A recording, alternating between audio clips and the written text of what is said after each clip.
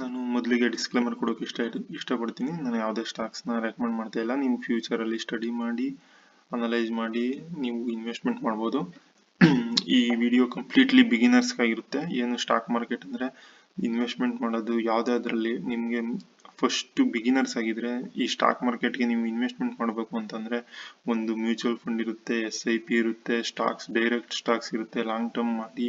ಮತ್ತು ಈಗ ರೀಸೆಂಟಾಗಿ ನೀವು ಬೀಸ್ ಅಂತೆಲ್ಲ ಬಂದಿದೆ, IT BEES, ನಿಫ್ಟಿ ಬೀಸ್. ಅದರೊಳಗಡೆ ಈಗ IT BEES ಅಂದರೆ ಅದು ಜಸ್ಟ್ ಫುಲ್ ಓವರ್ ಆಲ್ IT-ಗೆ ಇನ್ವೆಸ್ಟ್ಮೆಂಟ್ ಮಾಡೋ ರೀತಿಯ ಇರುತ್ತೆ. ಯಾವುದೋ ಒಂದು ಸೆಲೆಕ್ಟ್ ಮಾಡಿ ಟ್ರಯಲ್ ಆ್ಯಂಡ್ ಎರರ್ ಮಾಡಿ ಜಸ್ಟ್ ಫಸ್ಟ್ ಮಾರ್ಕೆಟಿಗೆ ಬಂದರೆ ನಿಮಗೆ ಒಂದು ಅನಲೈಸ್ ಆಗುತ್ತೆ. ನೆಕ್ಸ್ಟ್ ಏನಂದರೆ ನೀವು ಇನ್ನೂ ಬಂದಿಲ್ಲ ಅಂದರೆ ಇದು ಗೋಲ್ಡನ್ ಟೈಮು ಇನ್ವೆಸ್ಟ್ಮೆಂಟ್ ಮಾಡೋಕ್ಕೆ. ಯಾಕೆಂದರೆ ನೋಡಿ, market will have A strong run after June 4 ಆದಮೇಲೆ ಒಳ್ಳೆ ಸ್ಟ್ರಾಂಗ್ ರನ್ ಆಗುತ್ತೆ, ರ್ಯಾಲಿ ಬರುತ್ತೆ ಅಂತ ಎಲ್ಲರೂ ಹೇಳ್ತಾ ಇದ್ದಾರೆ. ಈವನ್ ಈಗ ಇಂಡಿಯನ್ ಮಾರ್ಕೆಟ್ ತುಂಬ ಪೀಕಲ್ಲಿದೆ, ಇನ್ನೂ 20 to 25 years ಒಳ್ಳೆ ಗ್ರೋತ್ ಇದೆ ಅಂತಾರೆ. ಎನಿವೇ ಈಗ 5th ಎಕನಾಮಿಕ್ಕಿಂದ 3rd ಬಂದಿದೆ. ಸೊ 3rd-ಇಂದ 2 ಆ ಥರ ಎಲ್ಲ ತನಕ ಇನ್ನೂ 25 years ತನಕ ಒಳ್ಳೆ ಗ್ರೋತ್ ಇರುತ್ತೆ ಸ್ಟಾಕ್ ಮಾರ್ಕೆಟಲ್ಲಿ, ಇಂಡಿಯನ್ ಸ್ಟಾಕ್ ಮಾರ್ಕೆಟಲ್ಲಿ ಅಂತ ಹೇಳ್ತಾ ಇದ್ದಾರೆ. ನೋಡಿ, ಫೈನಾನ್ಸ್ ಮಿನಿಸ್ಟರ್ ಅವರು ಕೂಡ ಒಳ್ಳೆ ಇನ್ಕಮ್ ಬರುತ್ತೆ, ರ್ಯಾಲಿ ಬರುತ್ತೆ ಅಂತಲೇ ಹೇಳ್ತಾ ಇದ್ದಾರೆ June 4 ಮೇಲೆ. ಸೊ ನೀವು ಇನ್ನೂ ಶುರು ಮಾಡಿಲ್ಲ ಅಂದರೆ ಶುರು ಮಾಡೋಕ್ಕೆ ಥಿಂಕ್ ಮಾಡಿ, ಲರ್ನ್ ಮಾಡಿ ನೋಡಿ.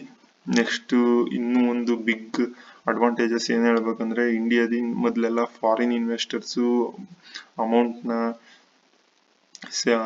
ಸ್ಟಾಕ್ಸ್ನ ಸೆಲ್ ಮಾಡಿದ್ರೆ ಅದು ಪೂರ್ತಿ ಮಾರ್ಕೆಟ್ ಫುಲ್ ಡೌನ್ ಆಗಿಬಿಡ್ತಿತ್ತು. ಬಟ್ ಈಗ ಇಂಡಿಯನ್ ರಿಟೇಲರ್ಸ್ ಅಂದರೆ ನಾವು ಒಬ್ಬೊಬ್ಬರಾಗಿ ಇನ್ವೆಸ್ಟ್ಮೆಂಟ್ ಮಾಡ್ತಿರಲ್ಲ, ನಮ್ಮಂಥವ್ರು ರಿಟೇಲರ್ಸು. ಡೊಮೆಸ್ಟಿಕ್ ಇನ್ಸ್ಟಿಟ್ಯೂಟ್ ಇರ್ತಾರೆ ಇಂಡಿಯಾದಲ್ಲಿ, ಬಟ್ ಫಾರಿನ್ ಇನ್ವೆಸ್ಟರ್ಸ್ ಅಂದರೆ ಫಾರಿನ್ ಇನ್ವೆಸ್ಟ್ಮೆಂಟ್ ಇರುತ್ತೆ. ಅವರೆಲ್ಲ ನೋಡಿ ಲಾಸ್ಟ್ 1 month-ಇಂದನೂ ಎಲ್ಲರೂ ಸೆಲ್ನೇ ಮಾಡ್ತಾ ಇದ್ದಾರೆ. ಬಟ್ ಆದ್ರೂ ನಮ್ಮಂಥ ರಿಟೇಲರ್ಸು ಜಾಸ್ತಿ ಆಗ್ತಿರೋದ್ರಿಂದ ಎಲ್ಲರೂ FIS ಸೆಲ್ ಮಾಡಿದ್ರು ಮಾರ್ಕೆಟ್ ಬೀಳ್ತಾ ಇಲ್ಲ.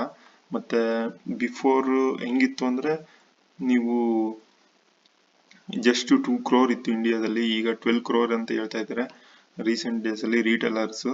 ಸೊ ಈ ಥರ ಇಂಡಿಯಾದವರೇ ಇನ್ವೆಸ್ಟ್ಮೆಂಟ್ ಮಾಡಿದ್ರೆ ನಮಗೆ ಗ್ರೋತಿಂಗ್ ಆಪರ್ಚುನಿಟಿ, ಗ್ರೋತ್ ಆಗಿರೋ ಆಪರ್ಚುನಿಟಿ ಎಲ್ಲ ನಮಗೂ ಸಿಗುತ್ತೆ. ಸೊ ಪ್ರತಿಯೊಬ್ಬರು ಇಂಡಿಯಾಕ್ಕೆ ಇನ್ವೆಸ್ಟ್ಮೆಂಟ್ ಮಾಡಿದ್ರೆ ನಮಗೆ ಒಳ್ಳೇದಾಗುತ್ತೆ. ಫಾರಿನ್ ಇನ್ವೆಸ್ಟರ್ಸ್ ಇನ್ವೆಸ್ಟ್ಮೆಂಟ್ ಮಾಡಿ ಅಲ್ಲಿ ಮಾಡೋದಕ್ಕಿಂತ ನಮ್ಮ ಇಂಡಿಯಾದವರೇ ಇನ್ವೆಸ್ಟ್ಮೆಂಟ್ ಮಾಡಿದ್ರೆ ಒಳ್ಳೇದಲ್ಲ.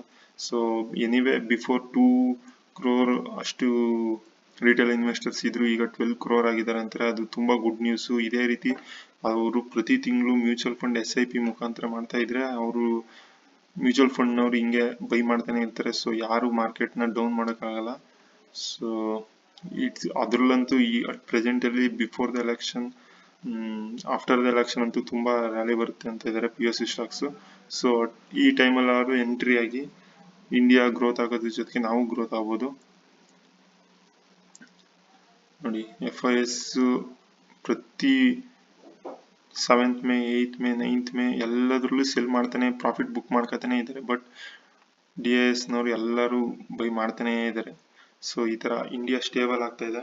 ಸೊ ನೀವು ಸಪೋರ್ಟ್ ಮಾಡೋಣ, ನಾವು ಸಪೋರ್ಟ್ ಮಾಡೋಣ. ಇಂಡಿಯಾ ಗ್ರೋತ್ ಆಗೋಕ್ಕೆ ನಮಗೂ ಗ್ರೋತ್ ಆಗುತ್ತೆ. ಸೊ ಎಲ್ಲರೂ ಇನ್ವೆಸ್ಟ್ಮೆಂಟ್ ಮಾಡಿ.